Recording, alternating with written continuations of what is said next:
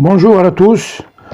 Je continue sur le projet de Jamal Abdel Nasser sur la nationalisation du canal de Suez pour pouvoir financer le haut barrage d'Aswan, pour pouvoir fournir de l'énergie et déclencher l'industrialisation de l'Égypte.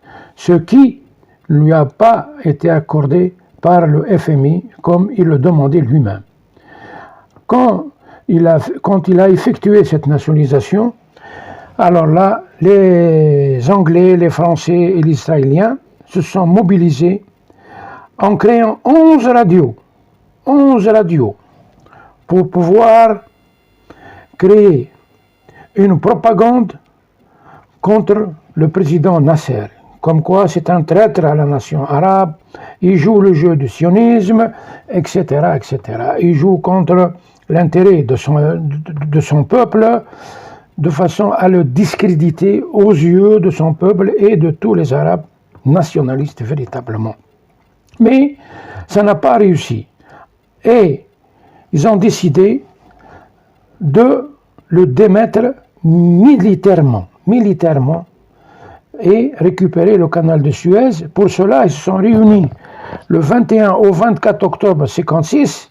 Ils ont passé un accord secret entre la France, la Grande-Bretagne et Israël, représenté la France par Christian Pineau, la Grande-Bretagne par Patrick Dean et Israël par Ben Gurion, leur président.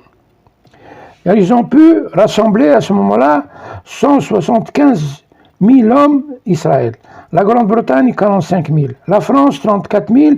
Et parmi ces 34 000 hommes, il y a les parachutistes, les fameux parachutistes de Massu, qui ont fait le malheur de la ville d'Alger. Et là, ils ont encore mobilisé, en plus de cela, surtout la Grande-Bretagne, 103 navires de guerre et 5 porte-avions. La France, 152 navires de guerre, 152 navires de guerre, la France. Alors là, et à ce moment-là, ils ont attaqué le 29 octobre 1956, l'Égypte, pour pouvoir récupérer le canal de Suez et éliminer Nasser et éliminer ce régime qui leur crée beaucoup de problèmes. À ce moment-là, Nasser s'est préparé en distribuant les armes directement au peuple égyptien. Allez, défendez votre terre, défendez l'Égypte. Et il a placé de par toutes les hauteurs de tous les bâtiments, etc., il a placé des tireurs d'élite. À ce moment-là, les tireurs d'élite, alors là, ils ont fait beaucoup de malheurs, beaucoup de morts dans les rangs britanniques et surtout israéliens. Après cela, il y a eu un cessez-le-feu qui a été imposé le 7 novembre 1956, après 9 jours de combat. Il a été imposé par l'ONU, par l'intermédiaire évidemment de l'Amérique, des USA et le président Eisenhower, et l'URSS, l'Union soviétique. Après cela, il y a eu un cessez-le-feu total. Les pertes égyptiennes s'élevaient à 3000 morts, d'après les chiffres occidentaux,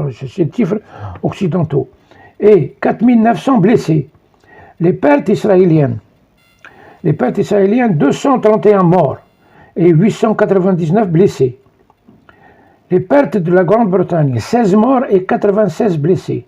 La France, 10 morts et 33 blessés.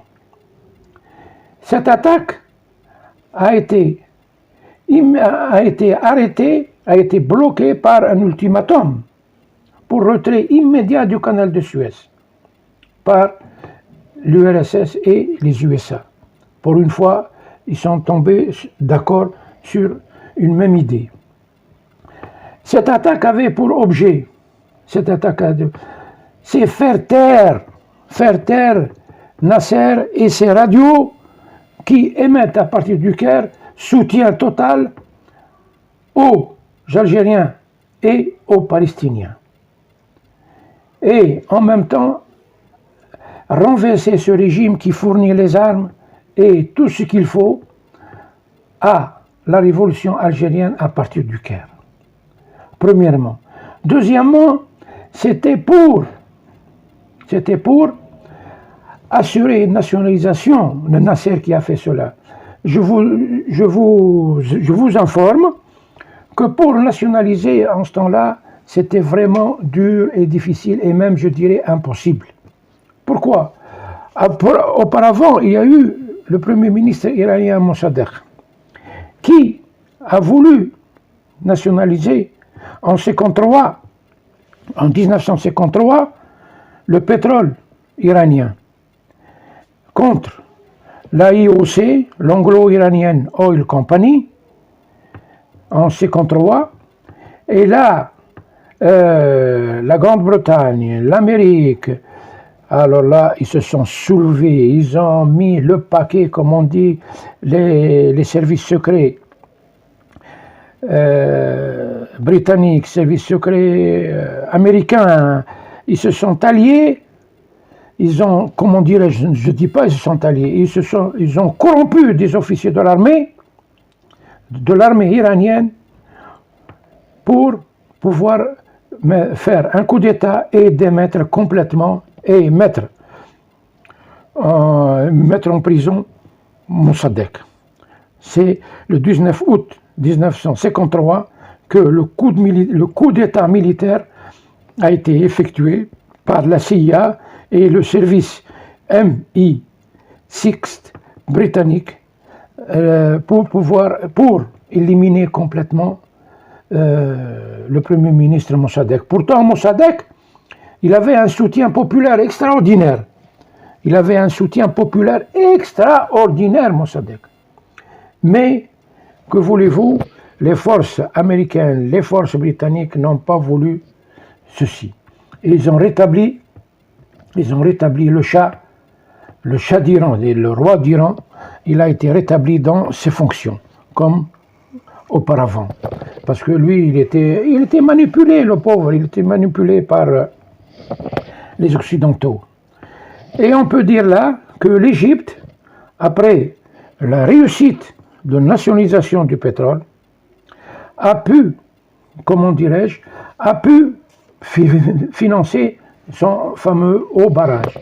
Pour rappel, l'Égypte, avant la nationalisation du pétrole, c'était $1 million par an. $1 million par an, la société de canal de Suez. Elle donnait à l'État égyptien $1 million par an. Et la société de canal de Suez, son siège était installé à Paris. Et après cette nationalisation, une rentrée dans les caisses de l'État égyptien de $100 millions en 1955. 1955, des chiffres qui ont été donnés par le président Nasser lui-même. $100 millions par an. Vous voyez la différence. Comment l'Occident exploite. Et le FMI, il a accordé, pour calmer Nasser, ils lui ont dit, on va vous prêter $70 millions en 5 ans.